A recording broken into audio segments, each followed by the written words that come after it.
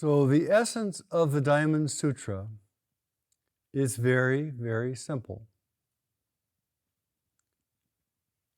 Be alert and notice that flow is the essence of reality. Flow is the essence of reality. Even our relationship to awareness is flowing.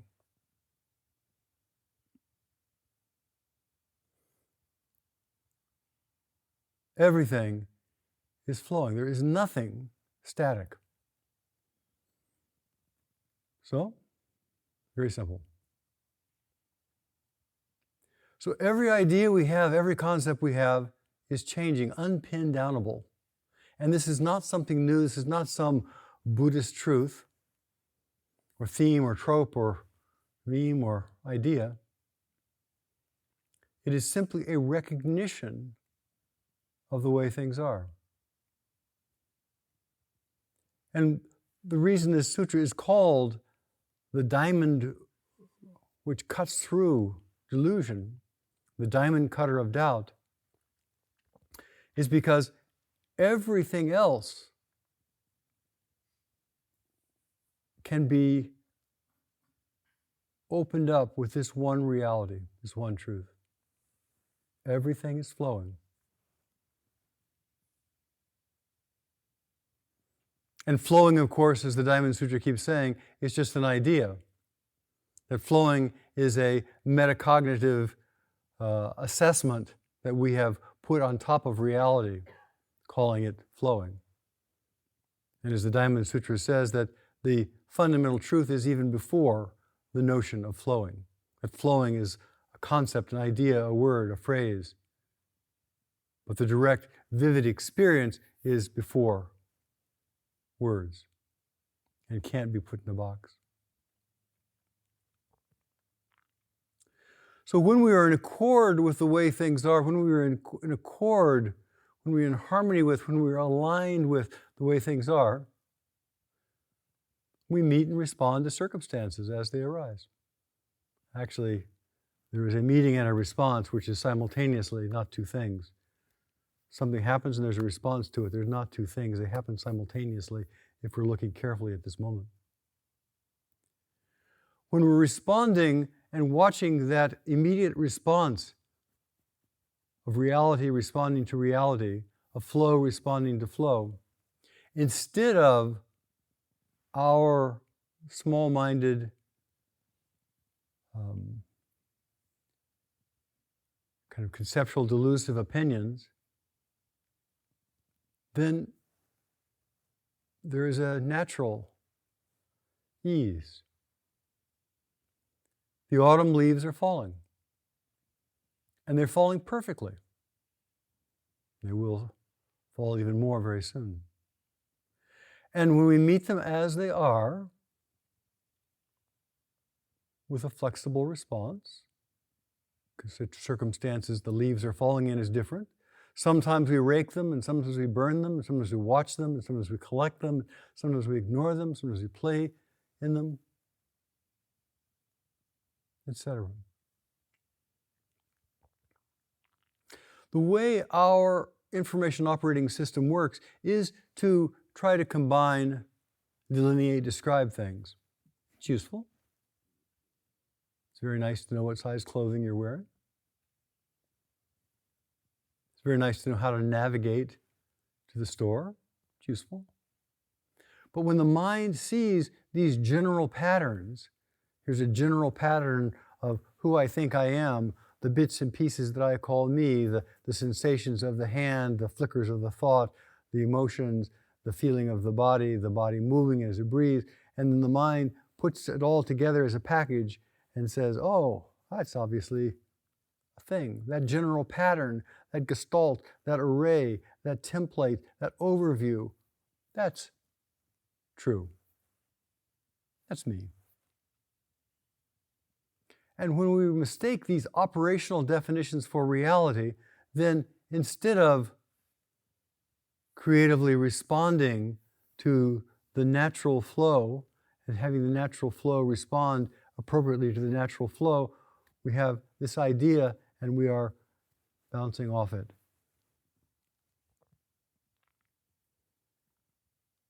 We freeze ourself or our friends or our society. We freeze it into constrained, constructed ideas. And then once we've frozen something into a constrained or constructed idea like autumn as a thing, autumn is not a thing, can't find autumn, or leaves, there's a million different kinds of leaves, a million different leaves.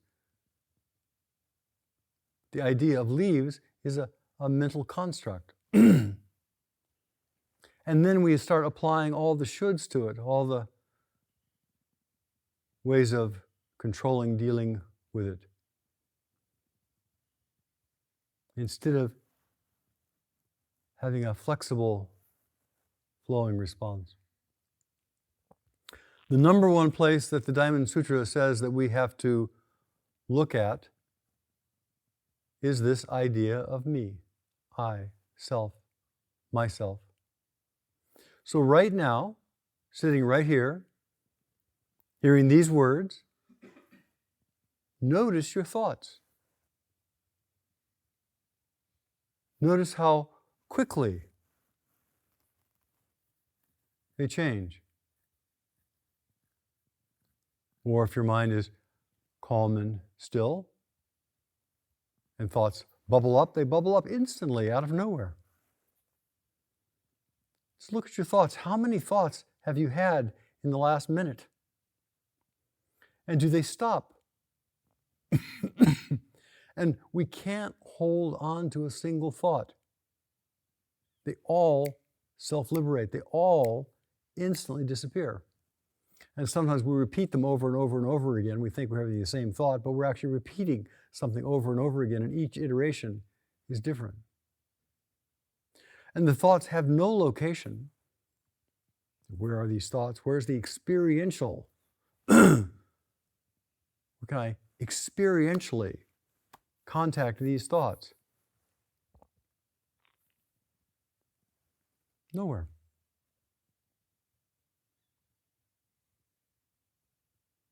Just check for yourself. Look at the nature of thought. Flickering, impermanent, arising from nowhere, lasting for no time. If you say the word one, if you think one, it has a beginning, a middle, and an end. How long is the present moment? How long is that moment which has no beginning or end? Faster than the mind can conceive. And then we have our emotions. In a way, thoughts are the best and the fastest and the quickest. If you want to really see impermanence, you look there and you see it instantly. Emotions are a little slower in some ways. And so we are feeling tired, relaxed, tense, impatient, bored, happy, irritated, at ease, energetic, and it seems to be more like a wave, more like a surge. Seems to be lasting longer. But if you're watching emotion, it flickers too. It changes constantly. You're feeling one way right now, and in a few minutes there'll be dinner and you'll feel differently. In a few minutes there'll be something else and you'll feel differently. The emotions are constantly changing. Like it, don't like it, easy, hard, good, bad, cold, hot. The way it is. Nothing wrong. But we mistake a sensation, an emotional sensation. We put a story on it, and we think, that's it. And then we look at the body, which moves even slower still in some ways. And the body has a feeling of weight in the face, for example. And the emotions feel tired. And the mind gets on a story of, I'm tired. Nobody has ever been this tired. I am so tired. And then the story begins. And then we have to solve the problem that we just made up.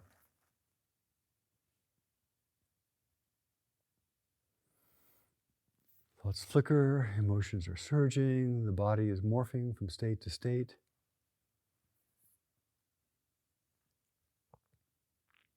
And the conceptual mind, instead of just being aware, or the mind, instead of being aware of this flow, constant flow, perhaps at different rates, perhaps not, instead of being aware of this constant flow, we seize on it, say there's an idea, I am always like this. This always happens to me. And then we have to solve the problem that we had just discovered, created.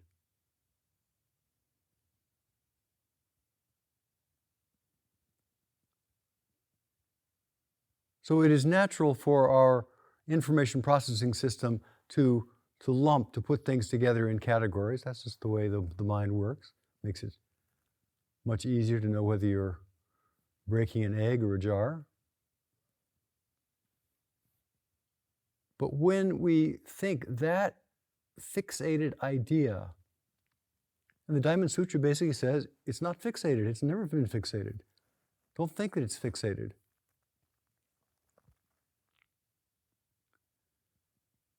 So he says in the beginning, how should a bodhisattva work with their thoughts? Well, not only you have the basic intention of of compassion, which is a little different issue, but then he says, no idea, no concept, no belief that there is a person here, a person, a state, a thing, or if there's just fluidity here, there's just fluidity there, outside. So when we have the idea that we are fixed, or we have the idea that there are fixed beings out there, immediately we have more problems than we know what to do with. So that's all the Diamond Sutra is saying. Basically, it says it over and over and over again. We're not fixed. People are not fixed. Situations are not fixed. The 32 marks of the body are not fixed. They're not fixed representations. They're not fixed indicators of the state of mind that is constantly flowing.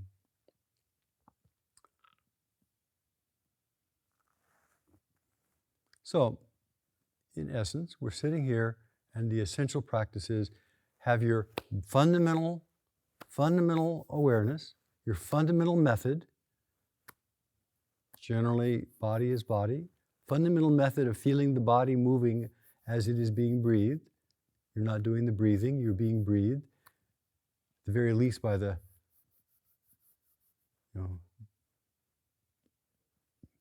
autonomic nervous system, but perhaps by something even more fundamental than that. And watch it change. Watch even our relationship to change. And see, we're never stuck. We feel tired and miserable and our back aches. Yeah, okay, that happens. And we're not that way. It will change. It will flow.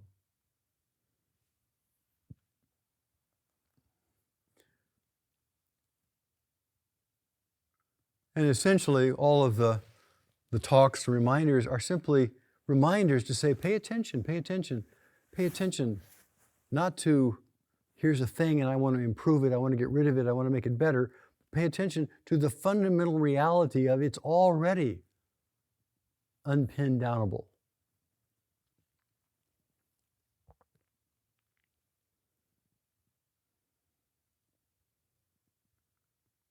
Now, if for some people this is just old truisms. But some people, most of us, we get caught. And a few words that are a sign that we've gotten caught: should, if only, would be better if, reality would be better if it agreed with me.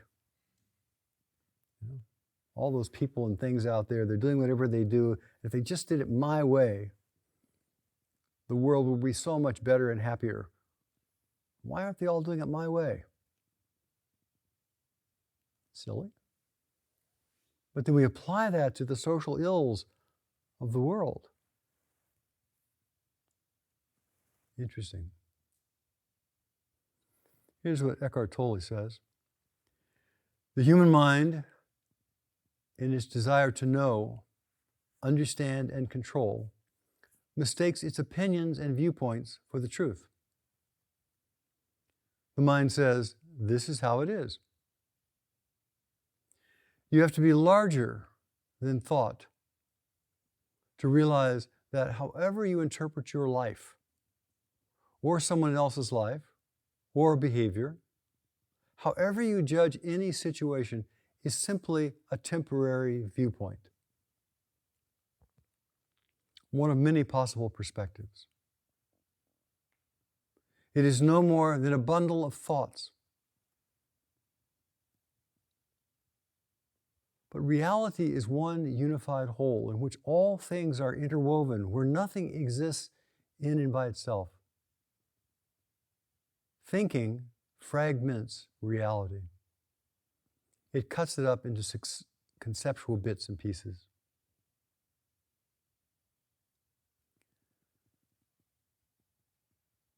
Thinking, when we are caught by the concepts and we mistake the tool, the utility of thinking for reality, we cause waves where there is no wind, as it says in one of the koans. So thinking is a tool, and it's not a means to wisdom.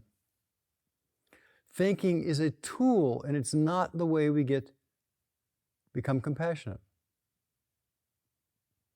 Sometimes we sit down in Sesshin and we want to think our way into some state. We want to think our way into enlightenment. We want to think our way into being compassionate. We want to think our way into doing it right. We want to think our way. It doesn't work. It doesn't work. We've all tried it. Some of us thousands of times. To touch wisdom and compassion is to touch them. And to touch them is to use our full attention in the present moment. To directly experience. And right now, of course, we're directly experiencing it. Right now, of course, we're directly experiencing the infinite flow of all things because that is the nature of reality. Right now, we are directly experiencing the fantasy that there's a perspective from what we're seeing these things. We're directly experiencing it. So the Buddha keeps saying, well, if you understand something, that's great, and yet that still is an understanding which is not the direct experience which is constantly flowing. So again, observe the way your mind is working right now.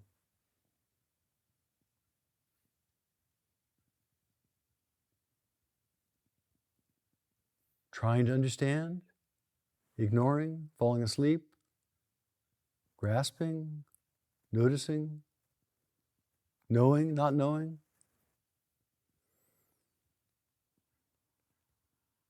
Watch the mind and watch the mind flicker. We try to concentrate on our fundamental practice, which is an inclusive practice. The body as body includes the whole universe. We begin really looking at it directly without conceiving of a body.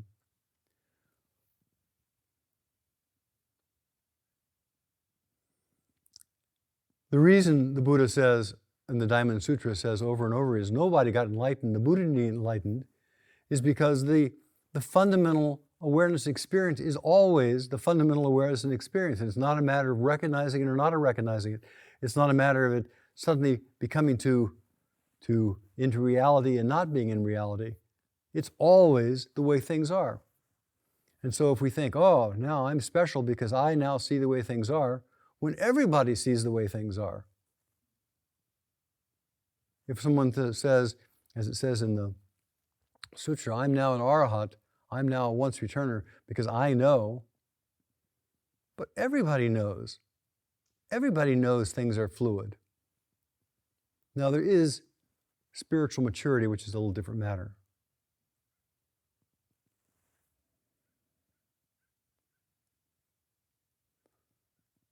So the sutra keeps saying over and over again, it's not someplace else, it's not some better you, it's not some great insight. It's looking directly with the mind at the mind, with awareness at awareness, and seeing that it is endless flow.